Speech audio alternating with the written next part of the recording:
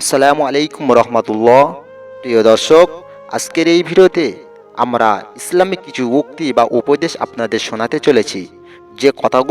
যে উপদেশগুলো আপনি যদি মন দিয়ে শোনেন, আপনার পরিবর্তন করতে সাহায্য করবেন, আপনার গুনাহ থেকে বাঁচতে সাহায্য করবেন, আপনার সরল সঠিক পথ দেখাবে। তাই অনুরোধ করছি আপনাদের পুরো ভিডিওটা দেখার জন্য। পুরো ভিডিওটা দেখুন, তাহলে সব কিছু বুঝতে পারবেন। চলো আমরা ভিডিওটা শুরু করি। মানুষের উপরে রং দেখে তাকে ঘৃণা করিও না, হয়তো তার মধ্যে এমন একটা গুণ আছে যা হীরার চেয়েও অনেক দামি। রাসূল সাল্লাল্লাহু আলাইহি ওয়াসাল্লাম পাকা চুল তুলতে নিষেধ করেছেন, কারণ পাকা চুল হলো মুসলমানদের জ্যোতি। কোনো মুসলমানের একটি চুল পেকে গেলে আল্লাহ তার জন্য একটি নেকি লিখেন, একটি মর্যাদা বৃদ্ধি করেন, একটি পাপ মোচন করেন। মিসকাত 4458।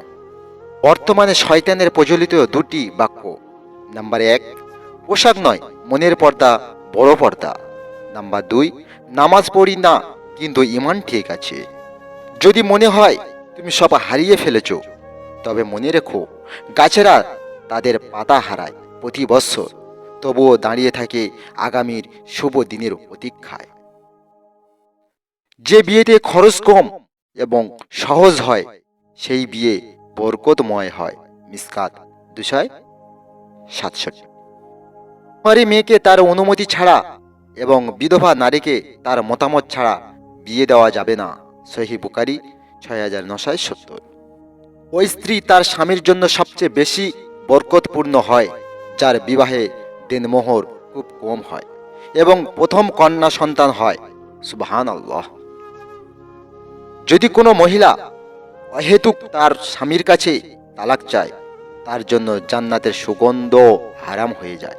আবু দাউদ 2226। কন্যা সন্তান লালন পালনকারীর জন্য 3টি পুরস্কার ঘোষণা করা হয়েছে। নাম্বার 1, জাহান্নাম থেকে মুক্তি। নাম্বার 2, জান্নাতে প্রবেশের নিশ্চয়তা। নাম্বার 3, জান্নাতে রাসূল সাল্লাল্লাহু আলাইহি সাল্লামের সঙ্গী হওয়ার সৌভাগ্য। হযরত মুহাম্মদ সাল্লাল্লাহু আলাইহি সাল্লাম, সূরা নাহাল আয়াত 58-59। রাগকে মনে জায়গা দিলে সম্পর্ক নষ্ট হয়, অভিমানকে মনে পুষে রাখলে দূরত্বের সৃষ্টি হয়, কিন্তু সব ভুলে ক্ষমা করে দিলে প্রতিটি সম্পর্ক স্থায়ী হয়। প্রিয় দর্শক, ভিডিওটা আপনাদের কেমন লাগলো অবশ্যই কমেন্ট বক্সে জানিয়ে দেবেন। আর আপনি কি ধরনের ভিডিও চাইছেন অবশ্যই আমাদের কাছে কমেন্ট করুন, আমরা সেই ধরনের ভিডিও আপনাদের সামনে নিয়ে উপস্থিত হব। তো ভিডিওটা এই পর্যন্ত, দেখা হবে পরের ভিডিওতে। খোদা হাফেজ।